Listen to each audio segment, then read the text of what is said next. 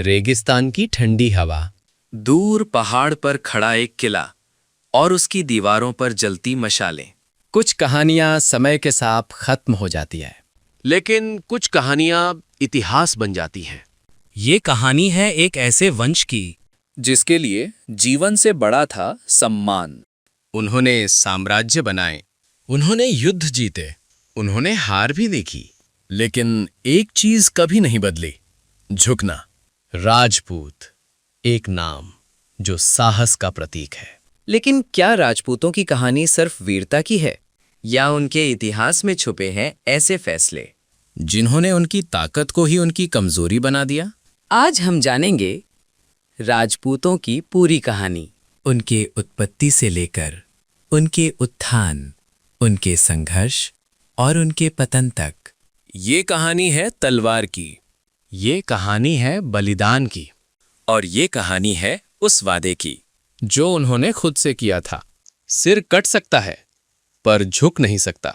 राजपूत शब्द का अर्थ है राजा का पुत्र, लेकिन राजपूत कोई एक परिवार नहीं थे। वे एक योद्धा समुदाय थे जो 6वीं से 12वीं शताब्दी के बीच भारत में उभरा। गुप्त साम्राज्य के पतन के बाद भारत छोटे छोटे राज्यों में बंट गया था। इसी समय उत्तर और पश्चिम भारत में नए योद्धा वंश उभरने लगे। ये थे राजपूत। उन्होंने राजस्थान, गुजरात, मध्य भारत और उत्तर भारत के कई हिस्सों पर शासन किया। राजपूतों के 3 प्रमुख वंश माने जाते हैं। सूर्यवंशी, जो खुद को भगवान राम का वंशज मानते थे।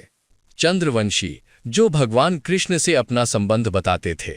और अग्निवंशी, जिनके बारे में कहा जाता है कि वे माउंट आबू के अग्निकुंड से उत्पन्न हुए। ये कथा इतिहास और परंपरा का मिश्रण है।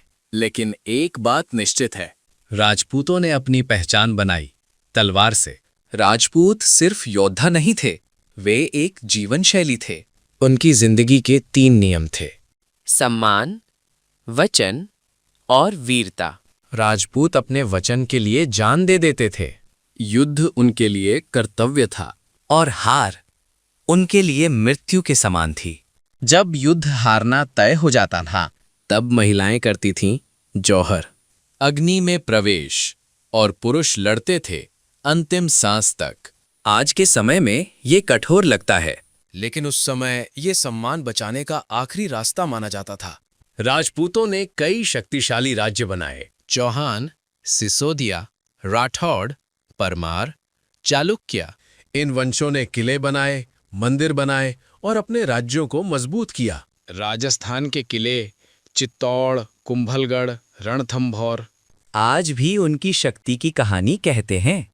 लेकिन एक समस्या शुरू हो चुकी थी। हर राज्य अलग था, हर राजा स्वतंत्र था, और यही आने वाले समय में सबसे बड़ी कमजोरी बनने वाली थी। 12वीं शताब्दी, राजपूत शक्ति अपने चरम पर थी। दिल्ली और अजमेर के शासक पृथ्वीराज चौहान, उन्होंने मोहम्मद गौरी को पहली लड़ाई में हरा दिया, लेकिन राजपूत परंपरा के अनुसार हार चुके दुश्मन को छोड़ दिया गया। कुछ महीनों बाद गौरी वापस आया, इस बार नई रणनीति के साथ। और 1192 में तराइन की दूसरी लड़ाई में राजपूतों को बड़ी हार में ही ये भारत के इतिहास का एक बड़ा मोड़ था। इसके बाद विदेशी आक्रमण बढ़ते हैं। दिल्ली सल्तनत की स्थापना हुई, लेकिन राजपूतों ने हार नहीं मानी। वे लगातार लड़ते रहे। रणथंभौर, चित्तौड़, मेवाड़, हर जगह संघर्ष जारी रहा। हर हार के बाद वे फिर खड़े हुए। राजपूत इतिहास का सबसे चमकदार नाम महाराणा प्रताप। अकबर की विशाल मुगल सेना, और दूसरी तरफ सीमित संसाधन। हल्दी घाटी का युद्ध के बाद महाराणा प्रताप जंगलों में रहे। घास की रोटियां खाईं, लेकिन झुके नहीं। उन्होंने अपना अधिकांश राज्य वापस जीत लिया।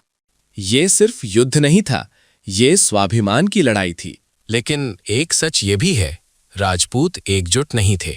कई राजपूत राज्यों ने मुगलों से समझौता कर लिया। कुछ ने युद्ध चुना, कुछ ने राजनीति।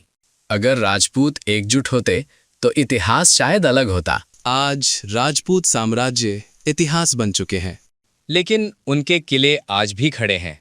उनकी तलवारें, उनकी कहानियां, उनका सम्मान आज भी जिंदा है। राजपूतों की कहानी हमें एक बात सिखाती है। शक्ति जरूरी है, रणनीति जरूरी है। लेकिन सबसे बड़ी चीज है स्वाभिमान। क्योंकि कुछ लोग जीत कर इतिहास बनाते हैं और कुछ लड़कर अमर हो जाते हैं। और जब भी वीरता की बात होगी, एक नाम हमेशा लिया जाएगा, राजपूत।